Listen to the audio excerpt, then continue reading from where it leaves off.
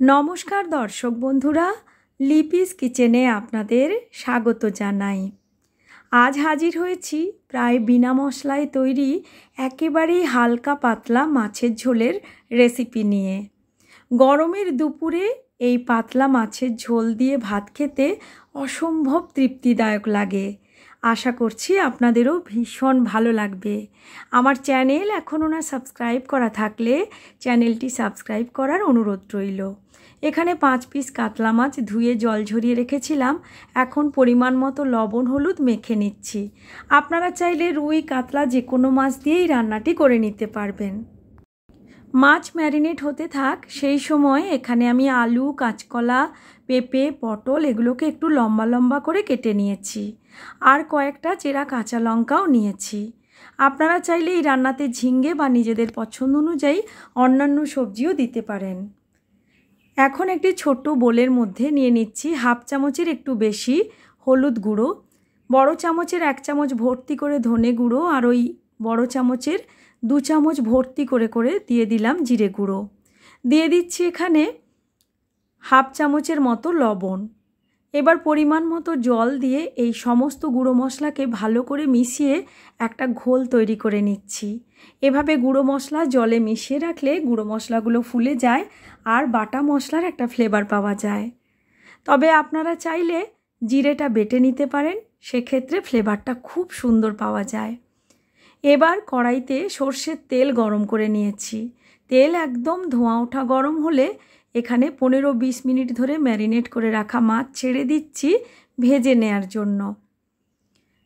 একটু সময় অপেক্ষা করার পর নিচ থেকে সুন্দর লালচে রং ধরলে মাছগুলো এখন উল্টে দিচ্ছি।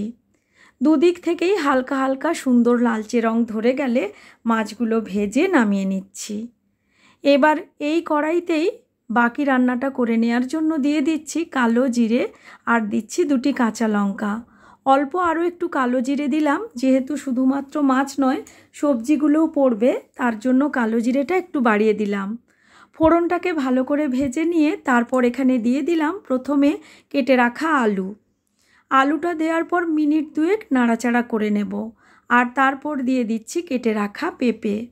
যেহেতু অন্যান্য সবজির তুলনায় আলুর কুকিং টাইম একটু বেশি, তাই আলুটা প্রথম দিয়েছি। তারপর পেঁপেটাকেও 2 মিনিট নাড়াচাড়া করে কেটে রাখা পটল দিয়ে দিলাম। পটল দেওয়ার পর আবারও প্রায় মিনিট 3 এভাবে একটু সবজিগুলো ভাজা ভাজা করে নিচ্ছি। দেখতেই পাচ্ছেন আস্তে আস্তে এদের গায়ে একটু রং ধরতে শুরু করেছে। একদম শেষে দিয়ে দিলাম কেটে রাখা কাঁচকলা। এবার এখানে পরিমাণ মতো লবণ দিয়ে আবারও একটু সময় নিয়ে সবজিগুলোকে একটু ভাজা ভাজা করে নিচ্ছি। লবণ দেওয়ার ফলে সবজিগুলোর ভেতর পর্যন্ত যেমন লবণ ঢুকে যাবে, তেমনি এগুলো খুব তাড়াতাড়ি ভাজা ভাজাও হয়ে যাবে। এগুলো ভাজা ভাজা হয়ে এলে এবার বানিয়ে রাখা সেই মশলার ঘোল এখানে ঢেলে দিলাম। খুব ভালো করে মশলাকে এখন সবজির সঙ্গে কষিয়ে নেব।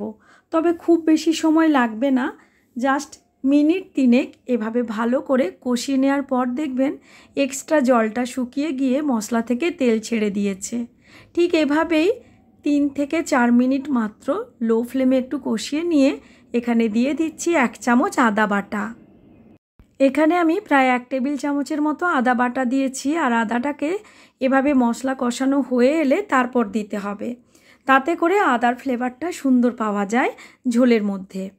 আদা দেওয়ার পর মিনিট 2 এভাবে একটু কষিয়ে নিয়েছি যাতে আদার একদম কাঁচা গন্ধটা চলে যায়। আর তারপর এখানে আমি গ্রেভির জন্য উষ্ণ জল যোগ করে দিচ্ছি।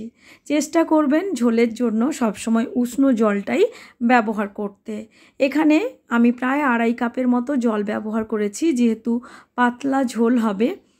এবার ফ্লেমটাকে বাড়িয়ে দিয়ে গ্রেভিটাকে ফুটতে দেব প্রায় 2-3 মিনিট মতো। মিনিট 3 হলো গ্রেভিটা সুন্দর ফুটে গেছে।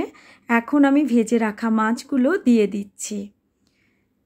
এই রান্নাতে খুব বেশি মশলার ব্যবহার হয় না, সবজিগুলোর একটা নিজস্ব ফ্লেভার থাকে আর মাছের যে স্বাদ সেগুলো মিলে মিশে এই হালকা পাতলা মাছের ঝোলটা খেতে অনেক বেশি টেস্টি হয়ে যায়। একটু চেখে নিয়ে বাকি লবণ দিলাম আর দিচ্ছি 1 চামচের একটু কম পরিমাণ চিনি, টেস্টটাকে সুন্দর ব্যালেন্স করার জন্য। দিয়ে দিলাম কয়েকটা চেরা কাঁচা লঙ্কা। ঝালটা আপনারা নিজেদের পছন্দ অনুযায়ী কমিয়ে বাড়িয়ে নিতে পারবেন। এবার ঢাকা দিয়ে প্রায় 7 মিনিট মতো রান্না করার পর ফ্লেম অফ করে আরও 4-5 মিনিট ঢাকা দিয়ে স্ট্যান্ডিং টাইমে রেখে দিয়েছিলাম। আমাদের মাছের পাতলা ঝোল কিন্তু একদম রেডি। এরকমই কিন্তু ঝোলটা পাতলা হতে হবে, তাতেই খেতে খুব ভালো লাগবে। আশা করছি আমার আজকের এই হালকা পাতলা মাছের ঝোলের রেসিপি আপনাদের ভালো লেগেছে। লাইক, শেয়ার, কমেন্ট করার অনুরোধ রইল। Thanks for watching.